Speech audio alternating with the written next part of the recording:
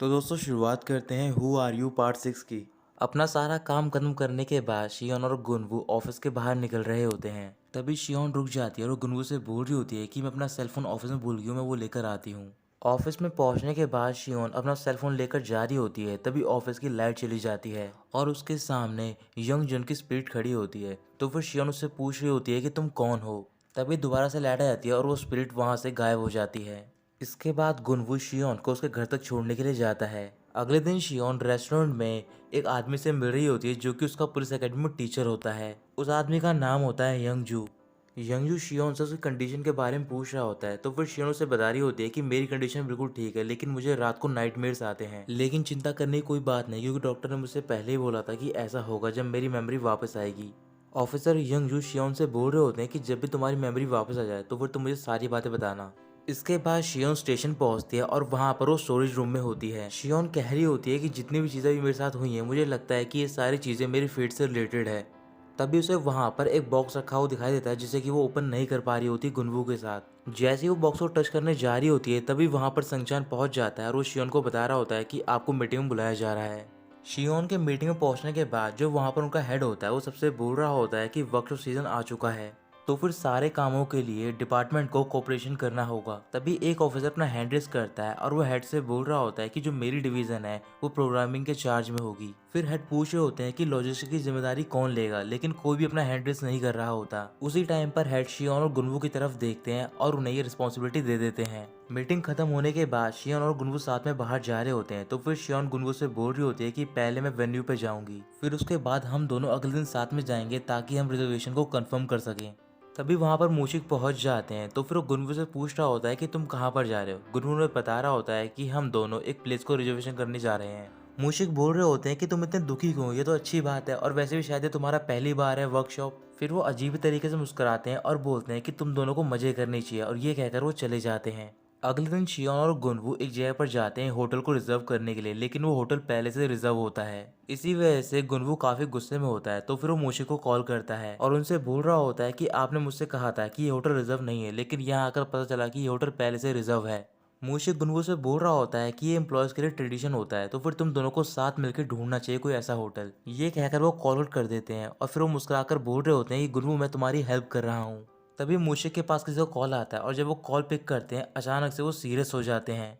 इधर शियोन और गुनवू अलग अलग जगहों पर जाकर होटल्स को ढूंढ रहे होते हैं, लेकिन उन्हें कोई भी होटल नहीं मिल रहा होता। काफी देर तक ढूंढने के बाद उन्हें आखिर में एक होटल मिल जाता है जो कि रिजर्व नहीं होता है। शियोन काफी खुश होती है और गुनवू से बोल रही होती है कि तुम सबको कॉल कर दो और कह दो कि हमें प्लेस मिल गई है। गुनवू उसकी बात मान जाता है और वो सबको बता देता है कि उन्हें एक होटल मिल गया है। इसके बाद गुनवू शियोन से पूछ रहा होता है कि आज रात को हम दोनों कहाँ पर सोएंगे। शियोन बोल रही होती है कि इसी होटल के एक रूम में। इधर लॉस्ट एंड फाउंड सेंटर के स्टोरेज रूम में संगचान और सेंगा दोनों बैठकर बातें कर रहे होते हैं। सेंगा संगचान से बोल रहा होता है कि मेरी बड़ी बहन का ब्रेकअप हो गया था, लेकिन वो काउंसलिंग के लिए गई और उन दोनों का दोबारा पैचअप हो गया। संगचान बोल रहा होता है कि मैं लव में एक्सपर्ट हूँ, तुम्हें क्या लगता है कि मैं काउंसलिंग लूंगा। फिर सेंगा कहने लग जाता है कि अगर तुम्हें नहीं लेनी है तो फिर कोई प्रॉब्लम नहीं है। कुछ देर तक सोचने के बाद संगचान सेंगा से बोल रहा होता है कि तुम मुझे उस जगह का नाम बता दो, मैं वहां पर जाऊंगा नहीं, बस मैं जाना चाहता हूँ नॉलेज के लिए। इधर शियोन अपने होटल के रूम में कपड़े चेंज कर रही होती है। तभी उसी टाइम पर गुनवू वहां पर पहुंच जाता है। गुनवू को देखते ही शियोन चिल्लाने जाती है और गुनवू बाहर चला जाता है। बाहर पहुंचकर गुनवू शियोन से बोल रहा होता है कि मैं कुछ खाने के लिए लाया था, अगर तुम तैयार हो जाओ तो फिर तुम बाहर आ जाना। थोड़ी देर बाद शियोन रेडी होकर बाहर जाती है और देखती है कि गुनवू एक बेंच पर बैठा होता है। शियोन गुनवू के पास जाकर बैठ जाती है और उसकी ओर देख रही होती है, लेकिन गुनवू उसकी ओर नहीं देखता और उसे ड्रिंक करने के लिए कैन देता है। शियोन कैन ले लेती है और वो बहुत ज़्यादा मुस्कुरा रही होती है। कुछ मिनट बीतने के बाद गुनवू शियोन की तरफ देखने लग जाता है, लेकिन उसी टाइम पर शियोन भी उसे देखने लग जाती है। गुनवू थोड़ा सा शर्मा जाता है और वो अपना फेस दूसरी साइड में कर लेता है। ड्रिंक खत्म करने के बाद गुनवू शियोन से पूछ रहा होता है कि वो स्पिरिट सिर्फ तुम्हें ही क्यों दिखती है, इसका कोई रीजन है क्या।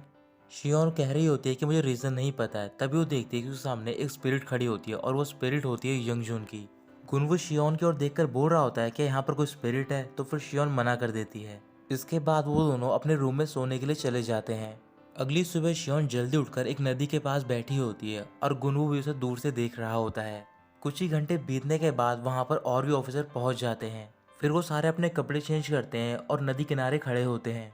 हेड सारे ऑफिसर से बोल रहे होते हैं कि सबसे पहले हमें यहाँ पर एक पर्सन को नदी में फेंकना होगा। तभी सारे ऑफिसर गुनवू की तरफ जाते हैं और उसे उठाकर नदी में फेंक देते हैं। ऐसे ही वो एक एक करके सारे ऑफिसर को फेंक रहे होते हैं। तो फिर गुनवू नदी के बाहर आता है। उसके पास एक ऑफिसर जाके बोल रहा होता है क्यों ना हम शियोन को फेंके नदी के अंदर। गुनवू ऑफिसर की बात मान जाता है और वो शियोन को उठाकर नदी में फेंक देता है। शियोन को तैरना नहीं आता, इसी वजह से वो नदी में डूबने लग जाती है। ये देखते ही गुनवू नदी में कूदता है और शियोन को बाहर निकाल कर ले आता है। बाहर निकालने के बाद गुनवू काफी गुस्से में शियोन से बोल रहा होता है कि अगर तुम्हें तैरना नहीं आता तो फिर तुम्हें मुझे पहले बोलना चाहिए था। शियोन इस बात का आंसर नहीं देती और वो बोल रही होती है कि मैंने किसी को गोली लगते हुए देखा है। इधर दूसरी ओर संगा संगचान को लव काउंसलिंग सेंटर में लेकर जाता है।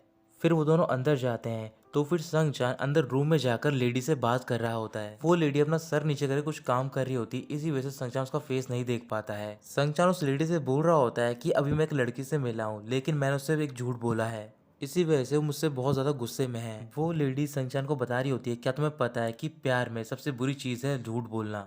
अगर तुम चाहते हो कि वो लड़की तुम्हें माफ कर दे तो फिर तुम्हें उससे माफी मांगनी चाहिए। ये कहकर वो अपना सर ऊपर करती है। जब संगचान उसे देखता है तो फिर वो शॉक में आ जाता है क्योंकि वो लड़की होती है हेबिन।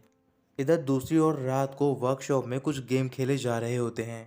हेड सारे ऑफिसर को इकट्ठा करते हैं और उन्हें लास्ट गेम स्कैवेंजर हंट के बारे में बता रहे होते हैं। इस हंट में 2 पर्सन की जरूरत पड़ेगी, एक पर्सन यहीं पर रहेगा और वो दूसरे पर्सन को गाइड करेगा ताकि वो आगे जाकर अपना मेडल लेकर आए।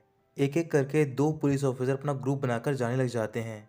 फिर आखिर में बारी आती है लॉस्ट एंड फाउंड हंटर की, यानी कि शियोन और गुनवू की। गुनवू यहीं पर रुक रहा होता है ताकि वो शियोन को गाइड कर सके। शियोन फॉरेस्ट में पहुंच चुकी होती है। गुनवू उसे गाइड कर रहा होता है, उसे सारे क्लू मिलते जा रहे होते हैं। आखिर में शियोन को एक कैबिन ढूंढना होता है और वो कैबिन को ढूंढ लेती है। कैबिन में पहुंचने के बाद शियोन ऊपर जाती है। फिर गुनवू उससे बोल रहा होता है कि तुम्हें वहां पर रखे हुए बोर्ड पर अपना नाम लिखना है और मेडल लेकर वहां से चले जाना है। शियोन अपना नाम लिखकर और मेडल लेकर वहां से जा रही होती है, तब उसे कोई शोर सुनाई देता है और वो वहीं पर रुक जाती है। फिर वो गुनवू से पूछ रही होती है कि लास्ट टीम वहां से निकल चुकी है। गुनवू मना कर देता है। तभी शियोन के पीछे एक पर्सन आता है और वो उस पर हमला करके उसे बेहोश कर देता है। गुनवू शियोन से बात करने की कोशिश कर रहा होता है लेकिन उससे बात नहीं हो पा रही होती, तो फिर वो घबरा जाता है और वो कैबिन की ओर जाता है। कैबिन पे पहुंचने के बाद उसे वहां पर कोई भी नहीं मिलता है। फिर वो कैबिन से बाहर निकलता है और देखता है कि दूसरी साइड में एक मेडल गिरा हुआ होता है। जिस आदमी ने शियोन को बेहोश किया होता है वो उसे फॉरेस्ट के बीचों बीच लेकर जाता है और वहां पर एक बहुत ही बड़ा गड्ढा खोदता है ताकि वो शियोन को उसमें दफना सके। वहां पर युंगजुन की स्पीड पहुंच जाती है तो फिर उस आदमी को रोकने की कोशिश कर रहा होता है लेकिन वो उसे नहीं रोक पाता। उसी टाइम पर शियोन को हो जाता है और वो उस आदमी को किक और पंच मारकर वहां से भाग जाती है। भागते दौरान उसे वहां पर गुनवू मिल जाता है और उसे पूछ रहा होता है कि तुम्हें क्या हुआ है। फिर शियोन गुनवू को सारी बात बताती है और उसके बाद वहां पर पुलिस फोर्स बुलाई जाती है।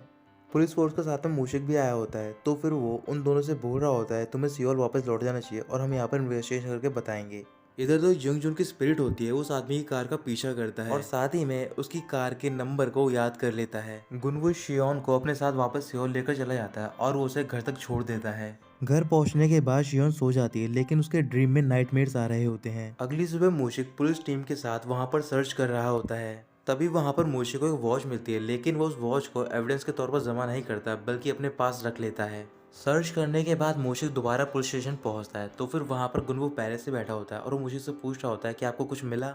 मूशिक मना कर देता है तो फिर गुनवू गुस्से में बोल रहा होता है आप पूरी टीम लेकर गए थे इन्वेस्टिगेशन करने के लिए लेकिन आपको कुछ भी नहीं मिला। क्या आपको पता है कि कितना सीरियस मैटर हमारे कलीग पर अटैक हुआ है। अचानक से मूशिक गुनवू की तरफ घूरकर देखने लग जाते हैं और उससे बोल रहे होते हैं कि आजकल तुम बहुत ही स्ट्रेंज एक्ट कर रहे हो, तुम्हें शियोन के बारे में इतनी चिंता कब से होने लग गई। गुनवू कह रहा होता है कि मुझे कोई चिंता नहीं है और ये बोलकर वो वहां से चला जाता है। शियोन पुलिस स्टेशन के बाहर होती है, तभी से वहां पर योंगजुन की स्पिरिट देखती है और वो उसका पीछा करने लग जाती है। वो स्पिरिट शियोन को कस्टडी रूम तक लेकर जाती है। कस्टडी रूम में पहुंचने के बाद शियोन को याद आता है कि यहाँ पर उससे पूछताछ की गई थी और आखिर में उसे एक ऑफिसर की फोटो दिखाई गई थी। उस इमेज को देखते ही शियोन को याद आता है कि जो उसने अपने ड्रीम में देखा था एक ऑफिसर को गोली लगते हुए, वो इसी ऑफिसर की स्पिरिट होती है। योंगजुन शियोन की तरफ देखकर रोने लग जाता है। तो दोस्तों यही खत्म होता है पार्ट 6।